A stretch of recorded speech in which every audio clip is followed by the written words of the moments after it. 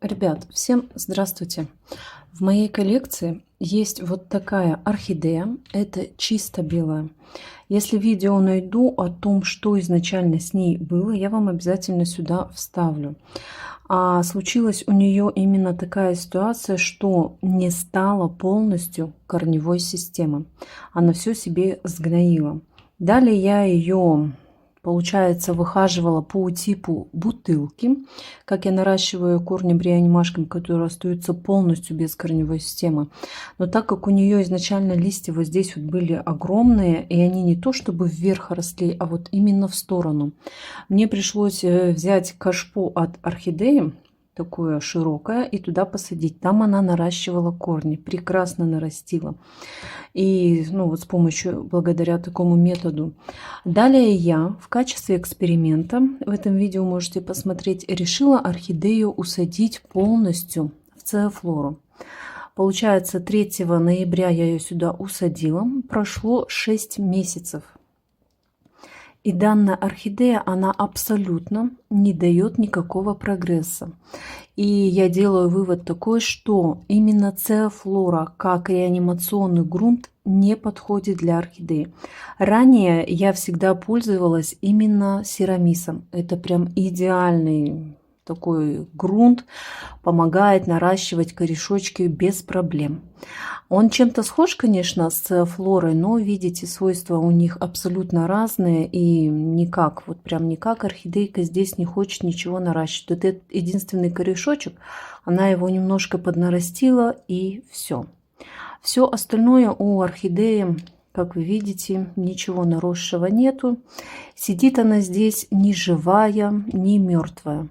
Единственное, тоже за это время вот этот листик у нее подрос. И есть зачаток тоже нового листика. Но, ребят, я считаю, что за полгода это крайне плохой результат. И я просто наблюдала за ней, как вот вообще орхидея себя поведет в данном грунте. И уже на данный момент я говорю сама себе, что, Лена, хватит мучить орхидею, и пора сделать для нее нормальную посадку. Ведь, как и любое другое растение, орхидейка хочет жить и правильно развиваться. Этот грунт, вот он чем еще, наверное, плох будет, да, для орхидеи, вот если полностью сюда усаживать, за ним нужно крайне внимательно смотреть.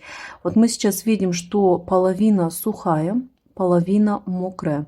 А когда, получается, цеофлора полностью высыхает, даже у меня такие были моменты, что я не досматриваю, и она просыхает на все 100%. И потом влага, но ее нету влаги. И она, цеофлора, начинает брать влагу именно из орхидеи, из корневой системы. То есть здесь, такой эффект неприятный для самой орхидейки, потому что орхидеям нужна влажность, прям повышенная, для того, чтобы она хорошо росла и развивалась. А цеофлора эту влажность, когда высыхает, полностью забирает. И я считаю, что такой грунт для реанимации и для наращивания орхидеям, он, не годится ни в коем случае. И, конечно же, теперь будет полностью пересадка. Единственное, вот сейчас смотрю, и меня что радует, это, конечно же, за это время. Посмотрите, корешочки какие у нее были, такие и остались. Она ничего себе не загноила. Конечно, могло быть опасение того, что это все может позгнить, либо наоборот высохнуть, но нет, она эти корни продержала хорошо. И, конечно, я орхидею старалась лечить, тоже давала ей прививку. И, может быть, за счет этого орхидея еще держалась. Вот видно, что есть зачатки корня. Она что-то здесь пыталась себе нарастить, но никак ей сил не хватает. Поэтому давайте сейчас вместе с вами подумаем, во что же мы ее будем пересаживать. Я, конечно, орхидею хочу усадить по типу обычной посадки, не закрытая система. Потому что эта орхидея, насколько я помню, она голландская. Ранее она росла именно в коре. И думаю, если ее вот так вот усадить в закрытую систему, это, грубо говоря, болото. Такое болото любят орхидеи азиатские, а голландские лучше усаживать в кору. Но это чисто мое наблюдение.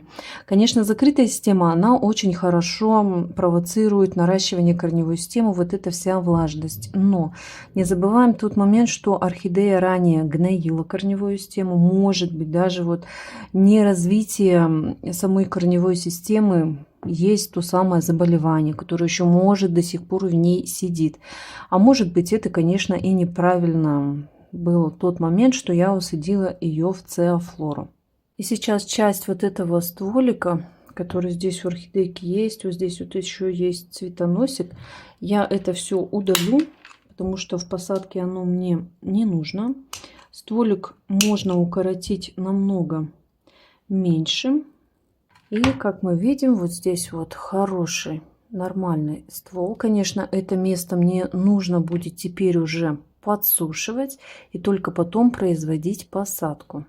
Так как на стволе нет никаких гнилостных процессов и он является чистым, нормальным, здоровым, то можно прибегнуть к биологическому фунгициду. Это вот такой препарат, который содержит субтилиус бациллус. Сюда, допустим, Максим либо фундазол использовать не нужно, потому что гнилостных процессов никаких нет. А сейчас мы это место просто прикрываем для того, чтобы у стволика в дальнейшем не развилась никакая здесь инфекция. Я всегда говорю, что вот эти вот свежесрезанные, они являются ранами.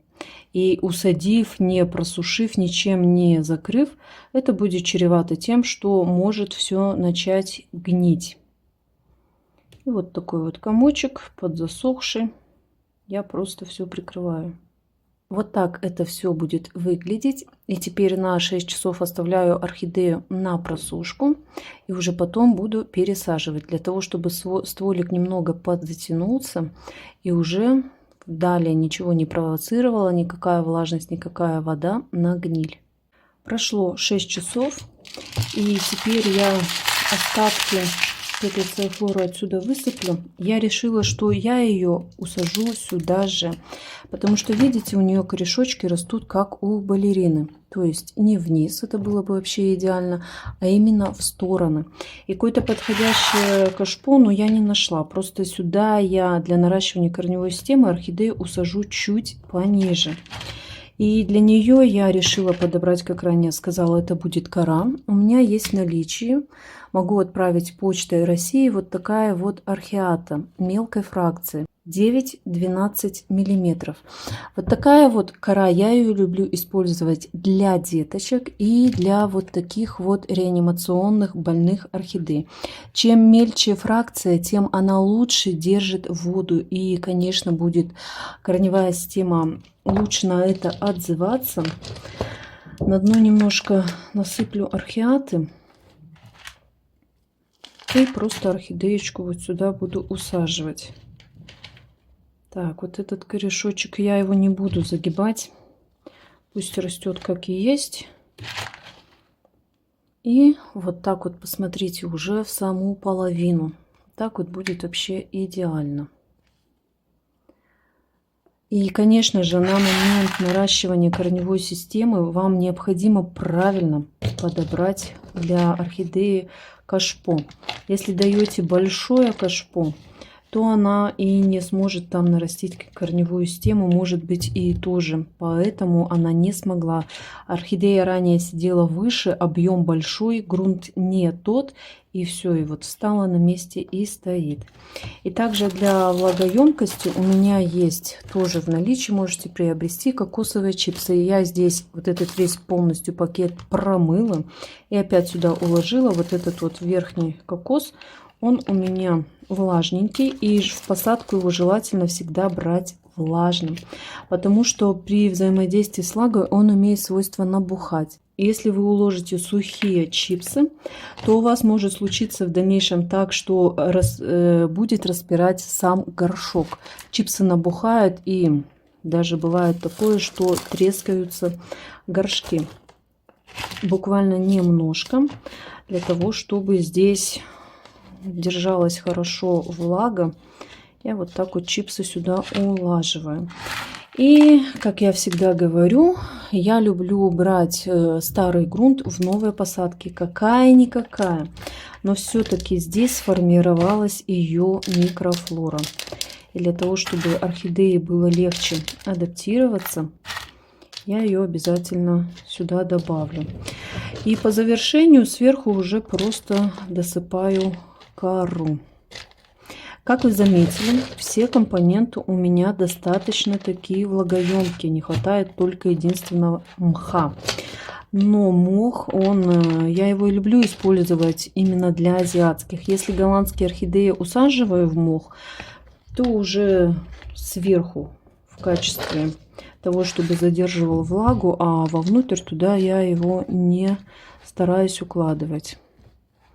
И именно влагоемкие вот такие компоненты, почему я беру, для того, чтобы они хорошо отдавали корням воду. Ей сейчас орхидейке крайне необходимо, чтобы корни почувствовали воду и начали наконец-то расти и давать развитие орхидеи. И вот сейчас сижу и смотрю, у меня орхидея сама по себе, она не прямо сидит, а завалилась немножко в бок. Не люблю вот прям так, не люблю. Потом они, если дай бог хорошо нормально развиваются, они и начинают расти в бок, куда-то заваливаются, и картина получается некрасивая. Мне так не нравится. Я лучше ее отодвину чуть к стеночке, но зато орхидея у меня будет сидеть прямо. Это не критично, но, по моему мнению, это не эстетично. Орхидейка цветонос у вас может расти куда-то в бок, куда-то вниз, но орхидея всегда должна стоять прямо. Конечно, в основном у новичков я такое замечаю, что они стараются цветонос поставить прямо, орхидеи и косяна-бок всякое разное сидят. Я так никогда не делаю. Я, в свою очередь, приоритет отдаю только самому растению. А все, что наросло, уже может расти в стороны и по бокам. Ну все, ребят, вот такая вот быстрая и легкая посадочка у меня получилась. Посмотрим, как будет орхидея здесь жить и развиваться. Если, дай бог, попрет расти ее корневая система, давайте найдем, вот они у нас, наши регуляторы роста, то, может быть, сверху я потом ей доложу мха, чтобы задерживал он влагу.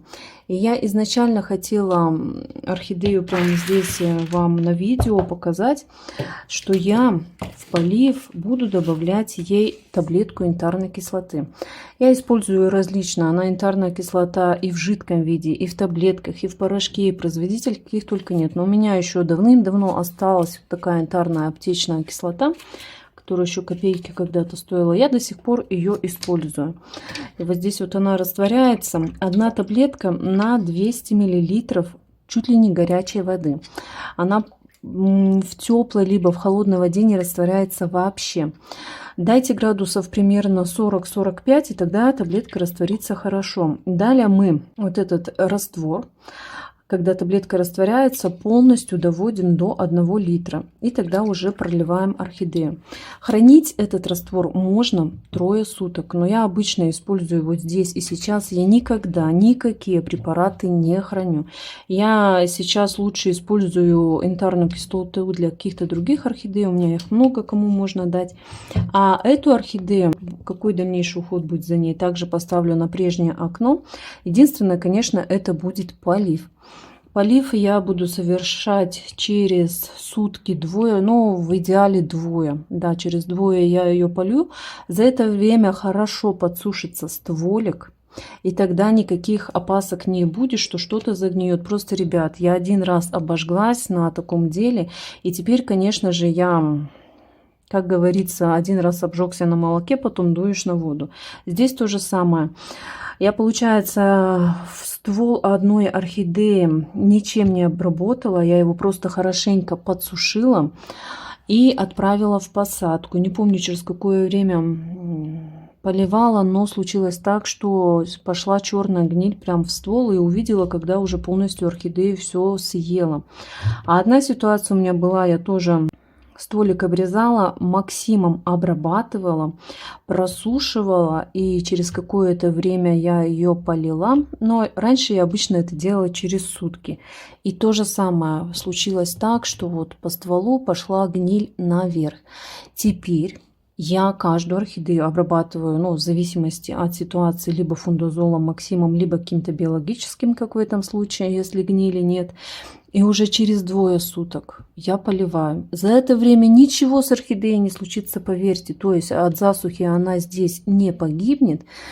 И все, в следующий раз я ей дам также наведу янтарную кислоту и просто методом пролива, чтобы вот у меня все стекало, чтобы у меня хорошенечко намочилась циафлора. Это именно регулятор полива будет циафлора. Как только она начнет просыхать, вот сейчас видно, что она влажненькая, начнет просыхать, и уже будет следующий полив. То есть я вам однозначно не могу сказать, что вот там через каждые 5 дней, через каждые 7 дней я ее поливаю. Нет.